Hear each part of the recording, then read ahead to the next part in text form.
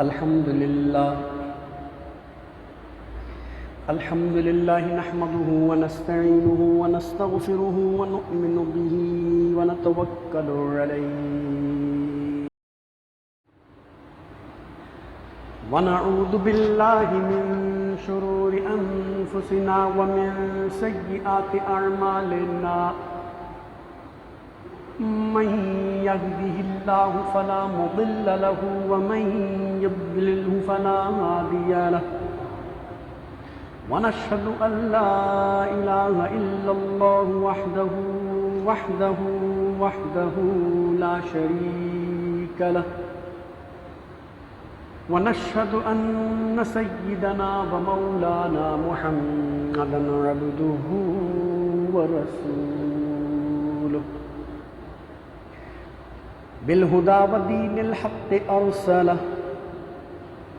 صلى الله تعالى عليه وعلى آله وصحبه وبارك وسلم أما بعد فأعوذ بالله من الشيطان الرجيم بسم الله الرحمن الرحيم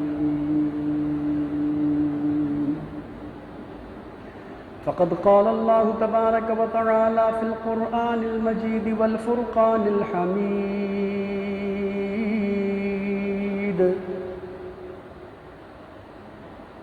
قد جاءكم من الله نور آمنت بالله صدق الله مولانا العظيم وصدق رسوله النبي الكريم ونحن على ذلك لمن الشاهدين والشاكرين والحمد لله رب العالمين.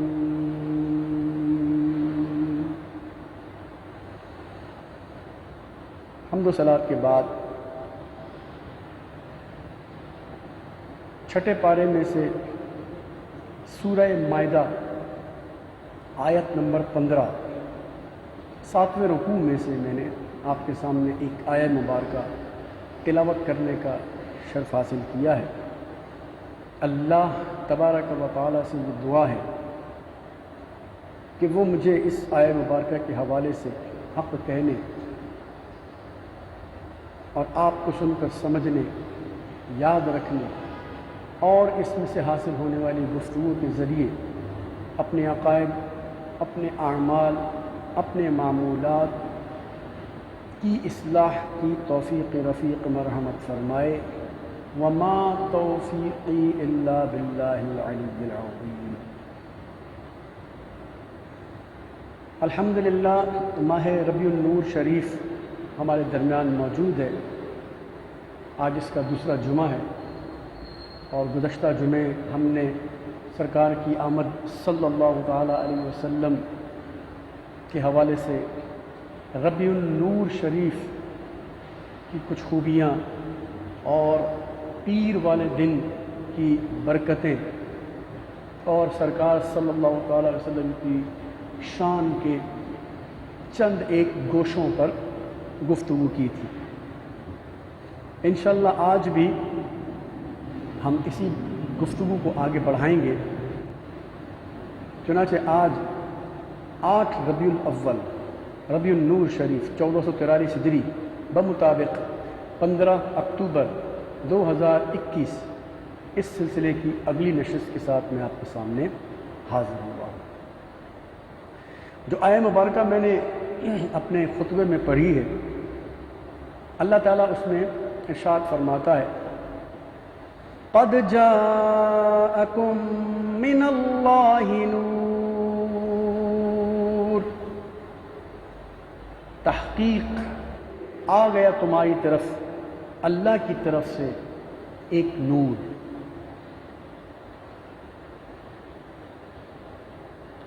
اس کی تفسیر میں علماء نے مختلف اقوال بیان فرمائے ہیں، لیکن زیادہ تر علماء جو ہیں، جمہور علماء، کثیر علماء وہ یہ فرماتے ہیں کہ یہاں پر نور سے مراد نور والی سرکار حضرت محمد صلی اللہ تعالی علیہ وسلم آپ کی ذات بابرکت ہے۔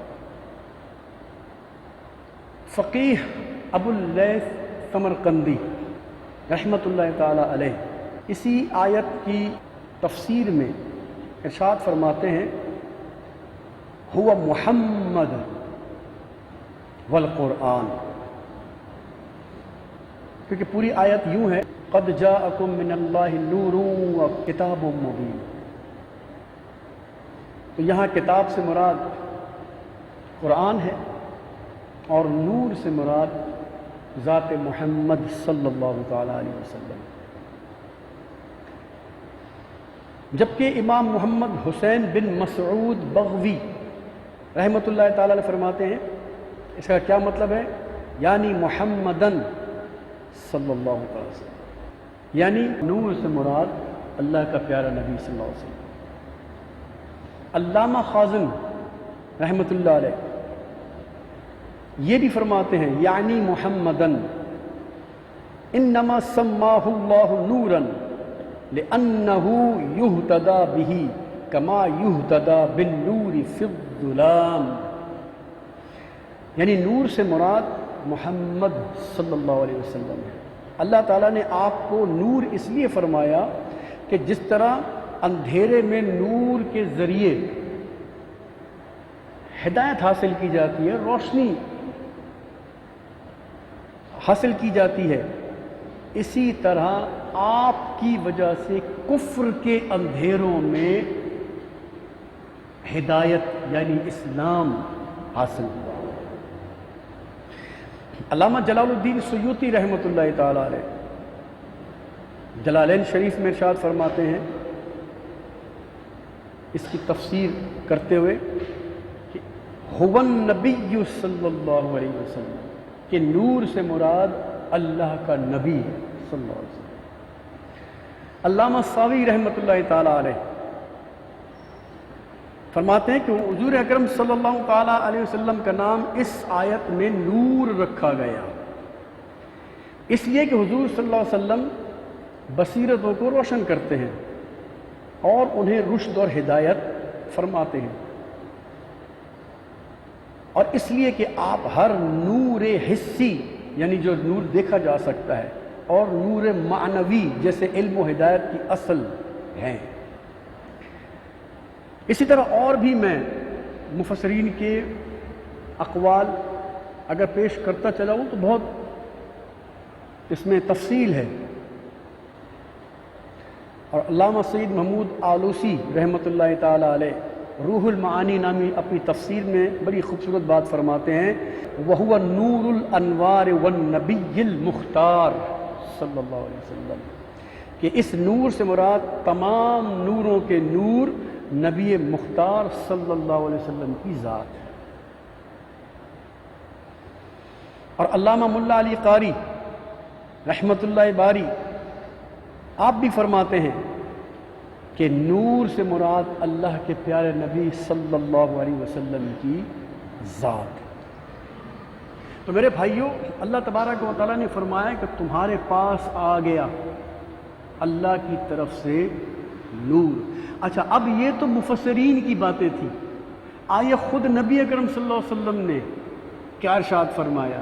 چنانچہ مصنف عبد الرزاق جو کہ امام مسلم اور امام بخاری کے استاد ہیں، ہم بخاری مسلم حدیثوں کی کتابوں کہتے ہیں نا، بہت بڑی بڑی کتابیں ہیں، تو بخاری جس نے لکھی، مسلم شریف جس نے لکھی، ان دونوں کے استاد مصنف عبد الرزاق رحمۃ اللہ تعالی علیہ وہ اپنی کتاب کے اندر لکھتے ہیں کہ حضرت جابر رضی اللہ تعالی عنہ فرماتے ہیں سألت رسول اللہ صلی اللہ علیہ وسلم عن اول شیء خلقہ اللہ،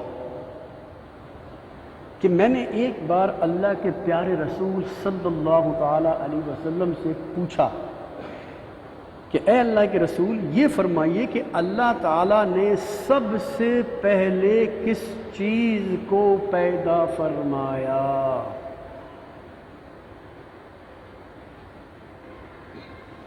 اب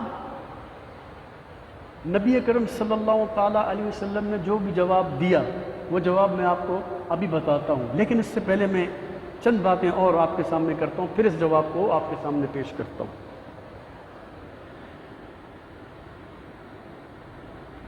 جو میں گفتگو کروں ذرا اس میں انصاف سے کام لیجئے گا، اپنے عشق سے کام لیجئے گا، اپنی محبت سے کام لیجئے گا، لاجک سے کام لیجئے گا۔ کہا جاتا ہے، بعض ایسے بھی دنیا میں لوگ ہیں کہتے ہیں کہ رسول کا کام تھا اللہ کا دین پہنچانا، رسول کا کام تھا لوگوں کو کفر و شرک سے بچا کر اللہ کے راستے پہ لگا دینا۔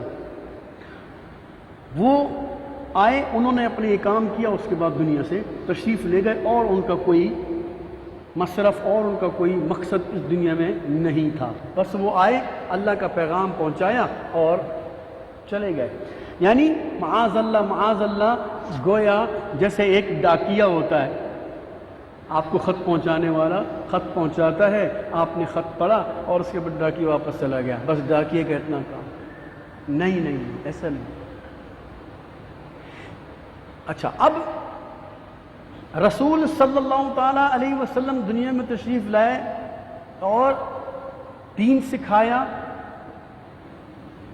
حضرت جابر رضی اللہ تعالیٰ عنہ ان سے ایک سوال کر رہے ہیں۔ سوال کیا کر رہے ہیں؟ اول شیء خلقہ اللہ تعالیٰ، اے اللہ کے رسول یہ فرمائیے کہ اللہ نے سب سے پہلے کس چیز کو پیدا فرمایا؟ اب میں آپ سے سوال کر رہا ہوں پہلے، اب میرے سوالوں کا جواب اپنے دل میں دیجئے، اور جو میرے سننے والے ہیں، جو مجھے انٹرنیٹ پہ سنتے ہیں یا مجھے فیس بک پہ سنتے ہیں، وہ بھی میری اس گفتگو کا جواب دیں۔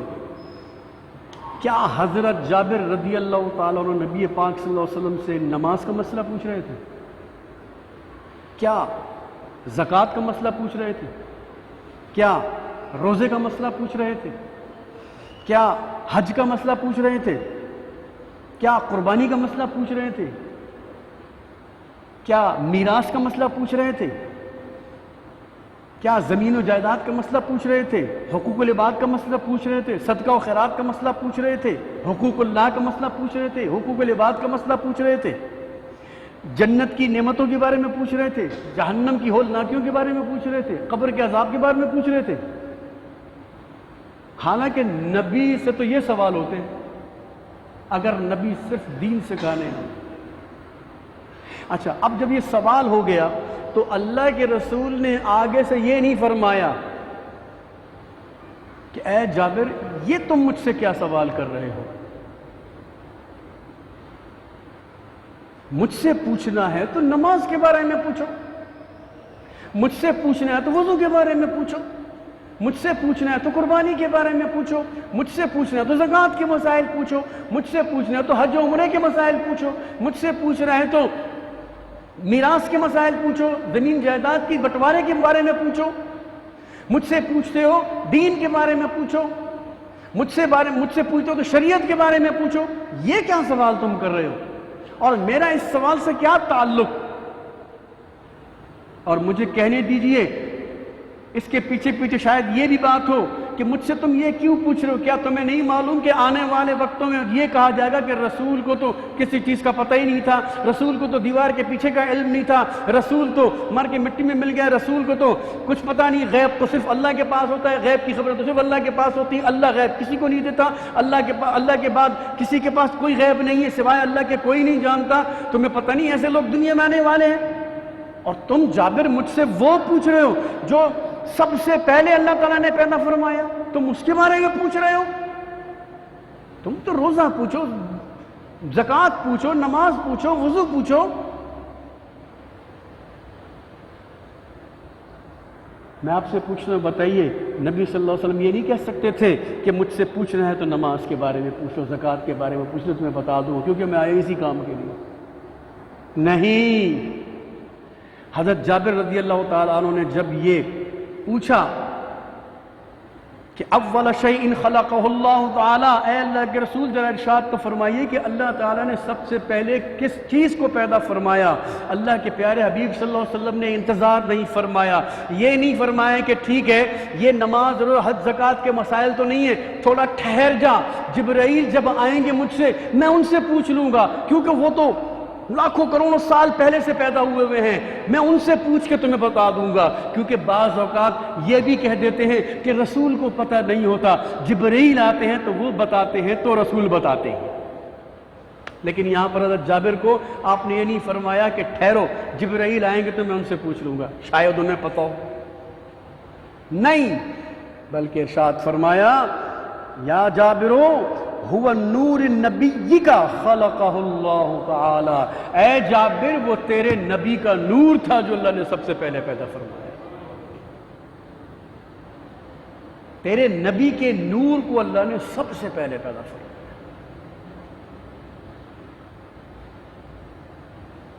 یعنی اللہ تبارک و تعالیٰ کے پیارے محبوب صلی اللہ تعالی علیہ وسلم اللہ کے دیے ہوئے علم سے یہ بھی جانتے ہیں کہ اللہ نے سب سے پہلے مخلوقات جب بنائی تو مخلوقات میں سب سے پہلے کیا چیز بنائی، سب سے پہلے کیا چیز بنائی، اور فرما دیا وہ تیرے نبی کا نور بنایا، سب سے پہلے کائنات میں جو تخلیق فرمائی تیرے نبی کا نور۔ تو اس سے ایک بات تو بالکل صاف ہو گئی کہ ہمارا نبی خدا نہیں ہے، معبود نہیں ہے، کیونکہ اگر معبود ہوتا تو اس کو کوئی پیدا نہیں کر سکتا، کیونکہ معبود خدا کو کوئی پیدا نہیں کرتا، کیونکہ اللہ تعالیٰ ہمیں سکھاتا ہے، قرآن میں سکھاتا ہے قل هو اللہ احد اللہ الصمد لم یلد، اسے کسی نے پیدا نہیں کیا، ولم یولد، نہ اس سے کوئی پیدا ہوا، کہ اللہ کو کوئی پیدا نہیں کر سکتا، نہ اس سے کوئی پیدا ہوا، وہ خود سے ہے۔ تو اللہ نے اپنے نبی کے نور کو پیدا فرمایا، تو اس کا مطلب ہوا جتنی بھی نبی صلی اللہ علیہ وسلم کی شان بیان کر دی جائے رہیں گے وہ مخلوق ہی رہیں گے، مخلوق سے اوپر نہیں جا سکتے وہ، کیونکہ مخلوق ہے، اللہ نے آپ کو پیدا فرمایا۔ اچھا یہاں پر ایک اور حدیث بھی کتابوں کے اندر ملتی ہے، اگر کسی کو آپ یہ حدیث سنا دو وہ کہیں گے نہیں جی نہیں، حدیث میں تو ایک اور حدیث بھی ہے حدیثوں کے اندر کہ اول ما خلق اللہ القلم، کہ اللہ تبارک و تعالیٰ نے سب سے پہلے قلم کو پیدا فرمایا، جو قرآن فرماتا ہے نون والقلم وما یسطرون، کہ نون اور قلم کی قسم، وما یسطرون جب وہ لکھتا ہے تو وہی قلم ہے جس کی اللہ نے قسم ارشاد فرمائی ہے، تو قلم کو اللہ تعالیٰ نے سب سے پہلے پیدا فرمایا۔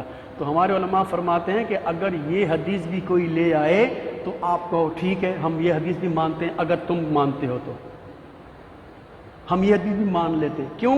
اس لیے کہ اللہ کے پیارے حبیب صلی اللہ علیہ وسلم نے فرمایا اب حدیث کو پورا بھی پڑھا جائے،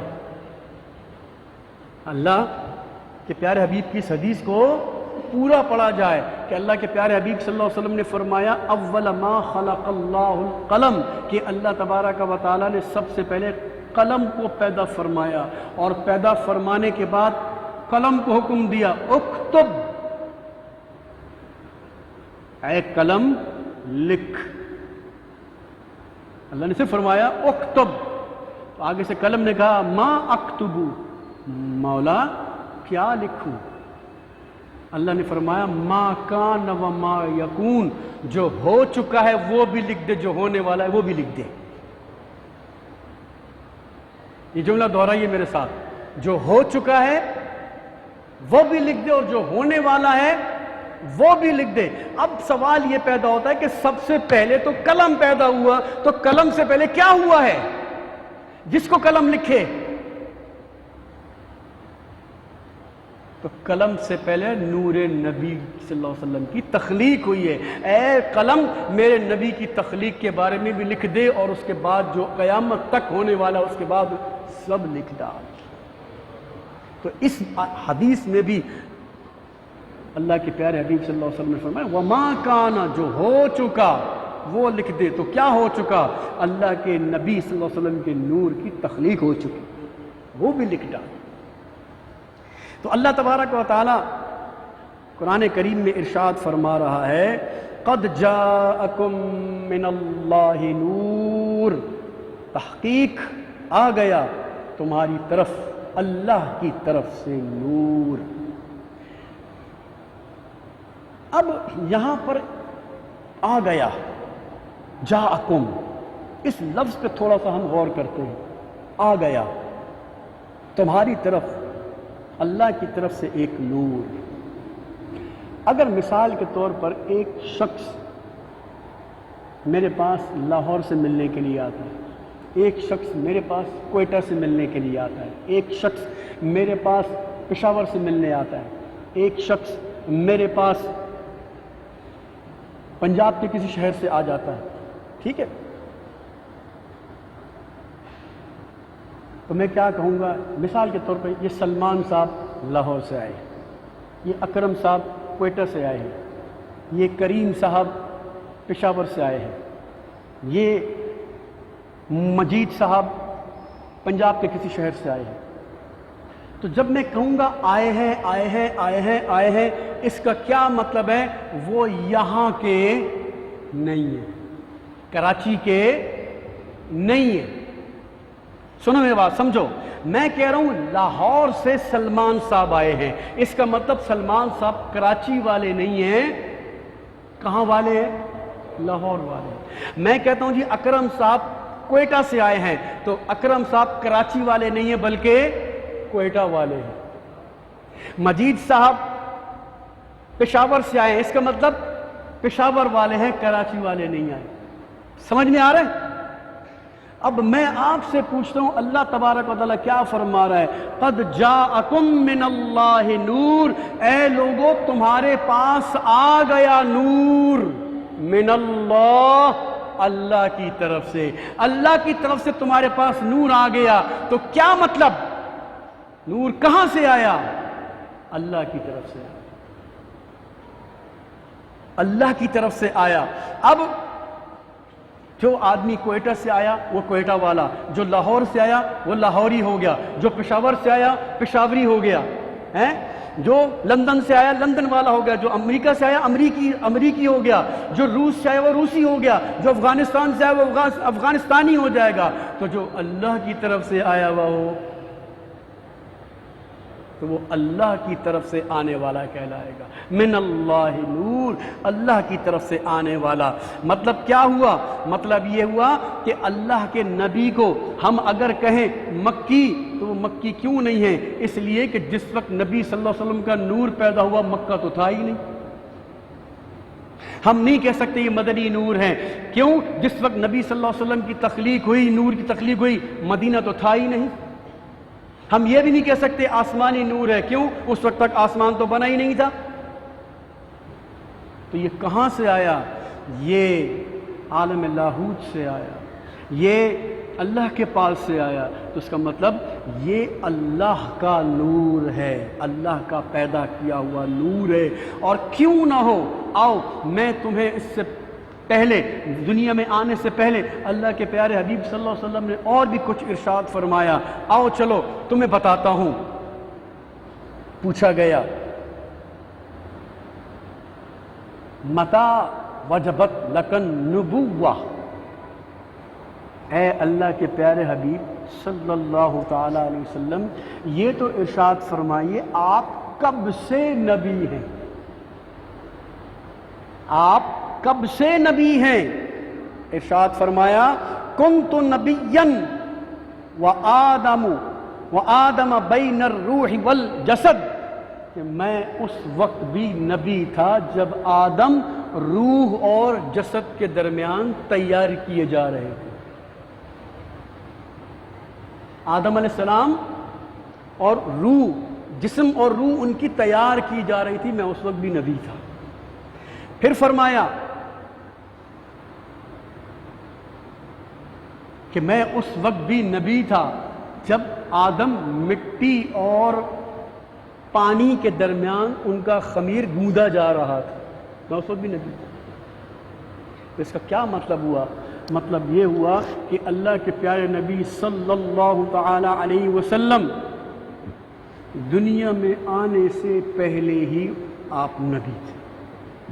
اسی لیے اللہ تبارک و تعالی نے فرمایا ہم نے بھیجا، وما ارسلناک، کہیں فرمایا رحمت للعالمین، کہیں فرمایا انا ارسلناک شاہدا ومبشرا ونبیا، کہیں فرمایا انا ارسلناک شاہدا، یعنی اے نبی ہم نے آپ کو بھیجا رحمت بنا کر، ہم نے آپ کو بھیجا شاہد بنا کر، ہم نے آپ کو بھیجا داعین الی اللہ باذنی، اللہ کی طرف اللہ کی اجازت سے بلانے والا، ہم نے آپ کو نذیر بنا کے بھیجا، ہم نے آپ کو بشیر بنا کر بھیجا. ارے بنا کر کب بھیجا؟ کہاں سے بھیجا؟ اس کا مطلب ہے اللہ کی بارگاہ میں. اب وہ کس حیثیت سے موجود تھے؟ اللہ نے آپ کو وہاں سے بشیر بنا کر بھیجا، نذیر بنا کر بھیجا، نور بنا کر بھیجا، رسول بنا کر بھیجا، رحمت بنا کر بھیجا. الغرض اللہ کے پیارے حبیب صلی اللہ علیہ وسلم کو اللہ تبارک و تعالی نے کائنات کی پیدائش کے وقت سب سے پہلے تیار فرما دیا، تخلیق فرما دیا. اسی لیے آپ فرما رہے ہیں کہ میں آدم علیہ السلام جس وقت وہ پیدا ہو رہے تھے، ان کو بنایا جا رہا تھا، میں اس وقت بھی نبی. ایک اور حدیث کے اندر ارشاد فرمایا کہ میں آدم علیہ السلام کی پیدائش سے 14,000 سال پہلے بھی نور کی شکل میں تھا، اور جہاں رب چاہتا تھا میں سیر کرتا رہتا تھا. اور آخری گفتگو کر کے، اپنی آخری بات کر کے میں اپنی گفتگو ختم کرتا ہوں. انشاءاللہ باقی بڑی رات جب آئے گی پیر اور منگل کے درمیان انشاءاللہ اس میں مزید آگے گفتگو کروں گا. حضرت جبریل امین علیہ الصلاۃ والسلام، علماء فرماتے ہیں نبی کریم صلی اللہ علیہ وسلم کی بارگاہ میں حاضر ہوئے. نبی کریم صلی اللہ علیہ وسلم کسی کام میں مشغول تھے، آ کے کھڑے ہو گئے. اب علماء فرماتے ہیں کہ جبرائیل کے دل میں یہ خیال آیا کہ بے شک اللہ کے محبوب ہیں، بے شک اللہ کے نبی ہیں، بے شک نبیوں کے سردار ہیں، بے شک امام الانبیاء ہیں، لیکن عمر میں تو مجھ سے چھوٹے، کیونکہ میرے سامنے آپ پیدا ہوئے، حضرت عبداللہ کے گھر، بی بی آمنہ کے گھر پیدا ہوئے، تو ٹھیک ہے مرتبہ بہت بڑا ہے، لیکن عمر، ایج کم. یہ دل میں خیال آنا ہی تھا کہ نبی صلی اللہ علیہ وسلم جو کام فرما رہے سر جھکا کے ایک دم مسکرائے، کیونکہ اللہ نے اپنے حبیب کو دلوں کا حال جاننے کا بھی تو وہ وصف عطا فرمایا. آپ مسکرائے. آپ نے ایسے پوچھا ہے جبرائیل یہ تو بتاؤ تمہاری عمر کتنی ہے؟ تو اب بالکل وہ جو خیالات چل رہے تھے اسی کے مطابق اللہ کے پیارے رسول نے سوال کر دیا، تو گویا اپنی عمر بتانے کا وقت آ گیا کہ ہاں. آپ نے عرض کیا رسول اللہ صلی اللہ علیہ وسلم ایگزیکٹ تو مجھے نہیں معلوم، کنفرم تو میں نہیں جانتا کہ میری عمر کتنی ہے، لیکن یہ جو برج ہیں، 12 برج ہیں، آسمان ہیں، ان آسمانوں میں، کائنات میں، کہکشاؤں میں ایک ستارہ چمکتا تھا. وہ اتنا خوبصورت ستارہ تھا کہ ایک بار وہ چمکا تو اس ستارے سے، اس کے نور سے، اس کی ٹھنڈک سے، اس کی چمک دمک سے مجھے ایک محبت سی پیدا ہو گئی. اگلا دن ہوا، میں نے انتظار کیا، وہ نہیں نکلا، روشن نہیں ہوا. پھر اگلے دن انتظار کیا، روشن نہیں ہوا. ہفتہ گزر گیا، روشن نہ ہوا. مہینہ گزر گیا، روشن نہ ہوا. سال گزر گیا، روشن نہ ہوا. 100 سال گزر گئے، روشن نہ ہوا. اب فرشتوں کے لیے تو 100 سال 1000 سال گزرنا کوئی اہمیت ہی نہیں رکھتا نا، یہ تو ہمارے لیے رکھتا ہے. اے اللہ کے رسول 1000 سال گزر گئے، روشن نہ ہوا. 25,000 سال گزر گئے، وہ روشن نہ ہوا. 50,000 سال گزر گئے، میں انتظار کرتا رہا. آخر کار اے اللہ کے رسول 70,000 سال جب گزرے، اچانک وہ ستارہ چمکا، وہ تارا چمکا. میں نے اس کو دیکھا، مجھے پھر وہی لذت، آنکھوں میں ٹھنڈک، اس کی چمک دمک نظر آئی. میں اس کو دیکھتا رہا، دیکھتا رہا، دیکھتا رہا، دیکھتا رہا. پھر وہ چھپ گیا. اب مجھے ایک تجربہ ہو چکا تھا کہ اب یہ کافی عرصے کے بعد آئے گا، تو میں انتظار کرتا رہا، اللہ تعالیٰ کی بنائے ہوئے جو دوسرے کام تھے وہ بھی کرتا رہا، ستارے کا انتظار بھی کرتا رہا۔ اے اللہ کے رسول، ٹھیک 70,000 سال کے بعد دوبارہ وہ ستارہ چمکا تو میں نے اس کو دیکھا۔ تو اے اللہ کے رسول، میری عمر کا آپ اندازہ اس طرح لگا لیجئے کہ وہ 70,000 سال کے بعد چمکنے والے ستارے کو میں نے 72,000 مرتبہ دیکھا ہے۔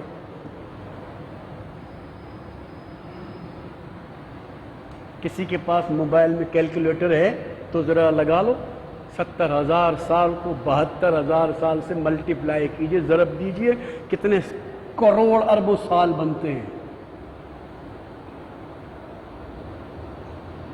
اچھا، پیارے آقا صلی اللہ علیہ وسلم نے ارشاد فرمایا، اچھا اے جبرائیل یہ بتاؤ،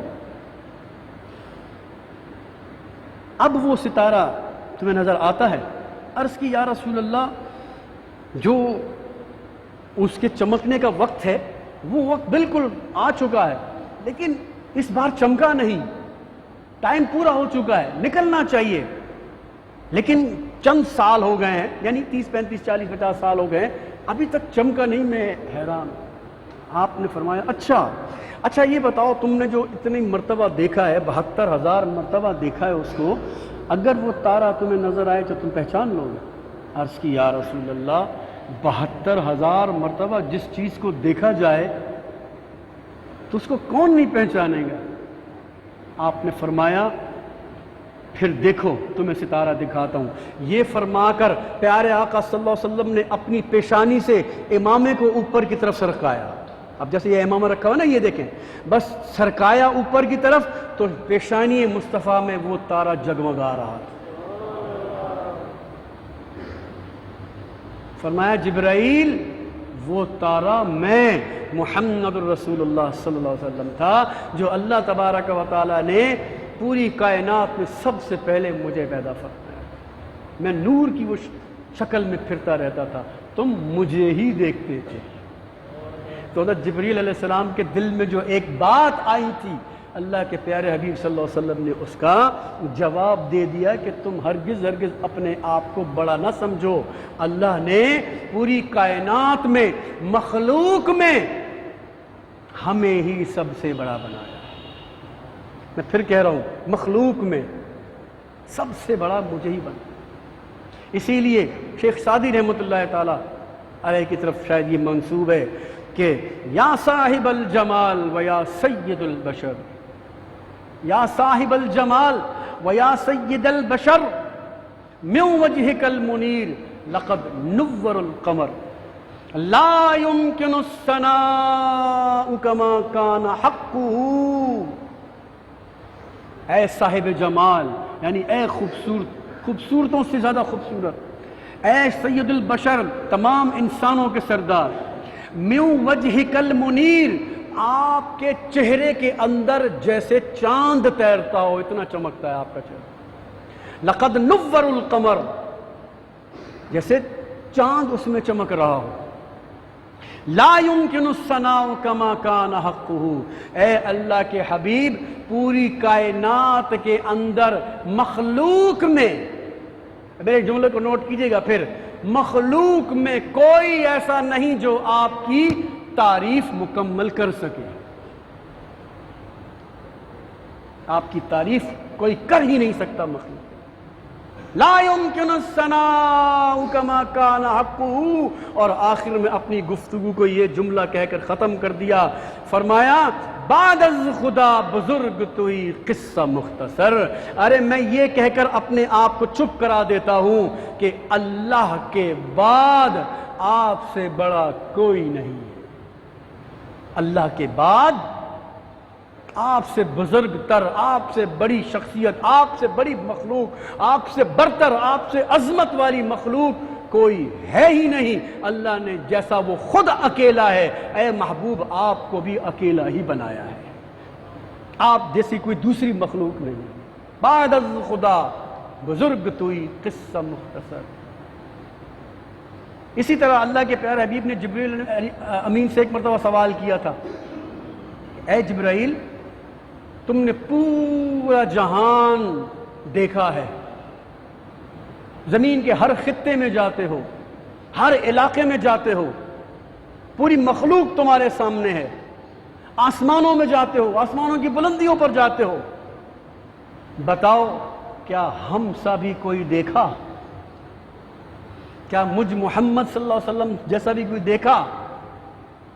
تو اعلیٰ حضرت رحمت اللہ تعالی علیہ نے اس حدیث کو اپنے اشعار کے اندر ایسا سمو دیا، فرماتے جبرائیل نے جو جواب دیا، یہی بولے سدرہ والے چمنے جہاں کے تھالے سبھی میں نے چھان ڈالے، تیرے پائے کا نہ پایا تجھے یک نے یک بنایا، تجھے یک نے یک بنایا۔ اے اللہ کے رسول پوری دنیا پوری کائنات کو میں نے چھان کر دیکھ لیا ہے، اے اللہ کے رسول آپ جیسی شخصیت، آپ جیسا انسان، آپ جیسی مخلوق مجھے کہیں نظر نہیں آئی، اور میں اس بات کو یہاں پہ ختم کرتا ہوں۔ گویا فرما رہے ہیں کہ تجھے یک نے یک بنایا، اللہ نے آپ کو ایک ہی بنایا ہے، آپ جیسا کوئی دوسرا بنایا ہی۔ تو اللہ کے پیارے حبیب صلی اللہ علیہ وسلم کو اللہ تبارک و تعالیٰ نے ایسا بنایا، ایسا کسی کو نہ بنایا۔ حضرت ابو بکر صدیق رضی اللہ تعالیٰ عنہ سے جو آپ نے ایک جملہ فرمایا تھا مشہور،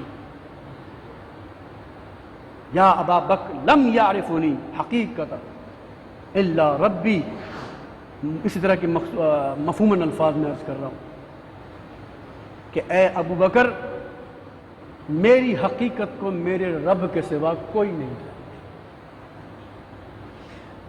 اب جس کی حقیقت کو ابو بکر جیسا رضی اللہ تعالیٰ عنہ یار غار، یار مزار،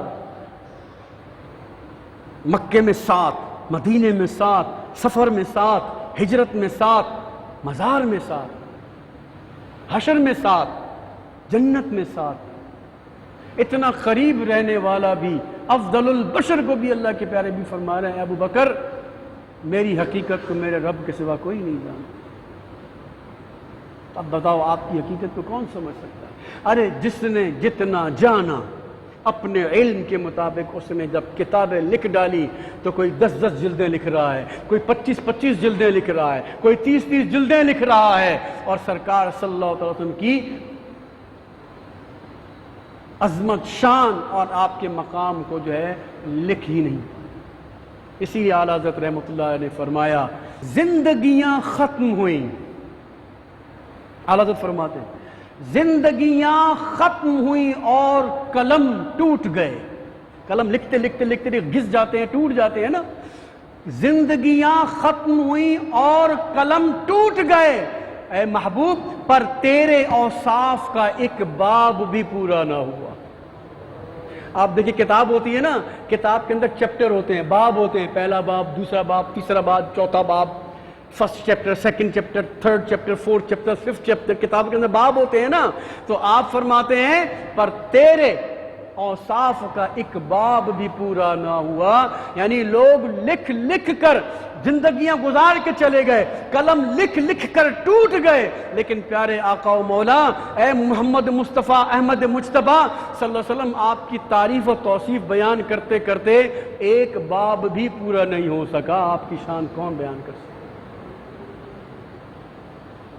اے رضا خود صاحب قرآن ہے مداح حضور، تجھ سے کب پھر ممکن ہے مدحت رسول اللہ۔ اعلیٰ حضرت فرماتے ہیں کہ اے احمد رضا تیرے اندر کہاں اتنی طاقت کہ تو نبی پاک صلی اللہ علیہ وسلم کے اوصاف کو اور ان کی نعت کو بیان کر سکے؟